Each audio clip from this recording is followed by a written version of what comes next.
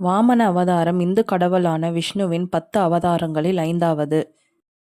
பிற்கால புராணங்களில் அசுர மன்னன் பாலி முழு பிரபஞ்சத்தையும் ஆண்டபோது தேவர்கள் தங்கள் சக்தியை இழந்தபோது குள்ளவாமனன் தோன்றினார்.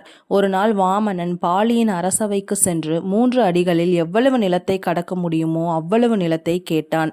ராஜா சிரித்துக்கொண்டே கோரிக்கையை ஏற்றுக்கொண்டார்.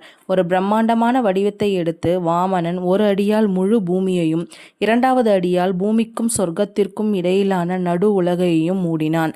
செல்ல இடமில்லாததால் அசுர மன்னன் தலையை தாழ்த்தி வாக்குறுதி அளிக்கப்பட்ட 3வது அடிக்காக வாமனனை தன் தலை மீது கால் வைக்கச் சொன்னான். வாமனன் மகிழ்ச்சி அடைந்தான். அவனது பாதத்தின் அழுத்தத்தால் பாதாள உலகத்தை ஆள பாலியை கீழே அனுப்பினான். இந்த வடிவத்தில் விஷ்ணு பெரும்பாலும் திரிவிக்ரமன், அதாவது 3 அடிகளின் கடவுள் என்று அடையாளம் காணப்படுகிறார். நன்றி.